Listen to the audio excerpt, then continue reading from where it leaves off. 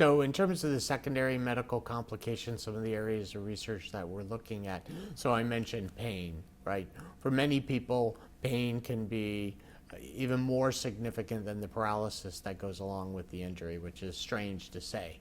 So there's even research that suggests if people were given the choice, they'd rather get rid of the pain than be able to walk again, which is a pretty profound statement. But if you think about it, I mean, pain is relentless. It's constantly there. The neuropathic pain, which people can often relate to, that burning, tingling pain that you get if you fall asleep on your arm or something. Imagine that throughout your body. And it can be very confusing for people with spinal cord injury because I can't feel, yet I feel. I feel like my toes are burning. Right. So it's equivalent to the term phantom limb pain. I mean, people can know kind of what that is or familiar with that. So Dr. Zanka's doing research in the areas of non-pharmacological treatments, so mind-body therapies. What can we give the individual? What can we teach or train the individual to do that can help them address the pain?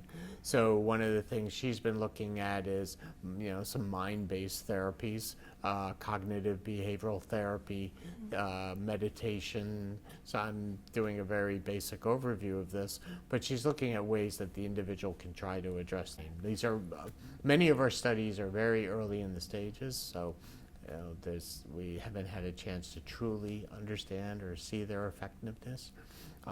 We're trying to combine some of that research with the MRI center, looking at the changes that happen in the brain, whether we can actually do real-time MRI while having somebody do some sort of mind-body therapy to see if they can actually, while they're trying to decrease the pain through whatever technique they use, to see if there actually are changes in the brain that are happening, or see if through some sort of feedback they might actually be able to control while looking at a visual image and seeing activity in their brain and seeing changes. They can use that as a biofeedback method.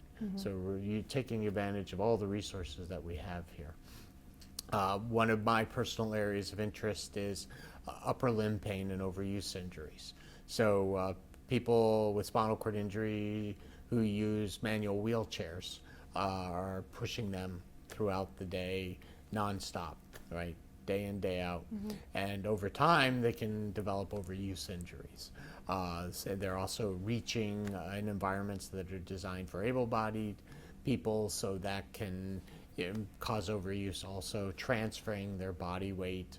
All these activities over time, they can develop shoulder pain. So I'm looking, and that can be a very debilitating condition in itself.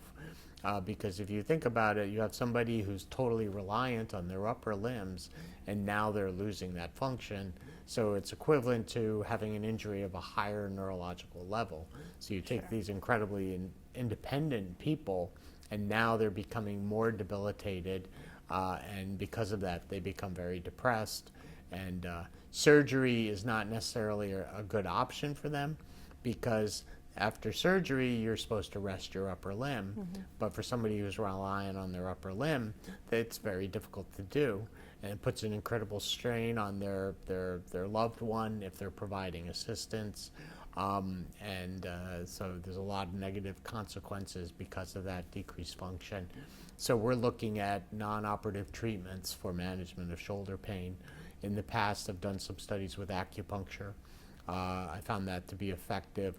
We have started to look at some of the regenerative treatments that I mentioned earlier, such as platelet-rich plasma.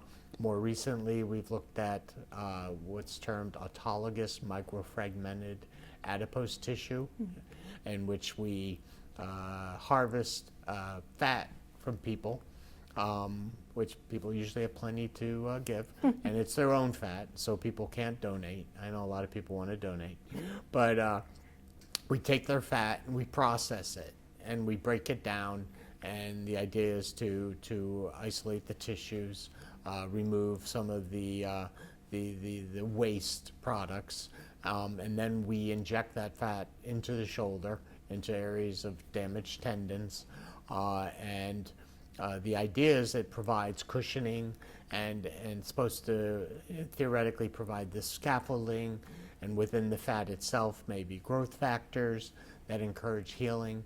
And so that's something we've started more recently in the past 2 years, and we've actually had excellent results with that. We've had some people, some people respond, some people don't. It's no treatment's 100%, Right. but the majority of people we've seen really good success, and some people have responded fantastically. And these are people who have tried other treatments, Right. so they are what we call treatment failures, traditional treatment failures. And so for those individuals, they've been told they should get shoulder surgery. They don't want to do shoulder surgery. And so they're trying this to see if this will help. And we're seeing fantastic results. It boils down to how people feel and how they function. And they feel great and they function great. We see improvements in their range of motion and other things like that. So shoulder pain. We've also done studies. I've done collaborative studies with mobility and rehabilitation engineering. So Dr. Gail Forrest, who you're interviewing, we've done some collaborative research with her too, looking at some different types of medications, seeing if we can use them to supplement, augment some of the training activities Sure. that we're doing. We tried to address urological complications, respiratory complications, cardiovascular complications, so looking at some of the treatments. So some of the more common causes either of death in this population and or disability.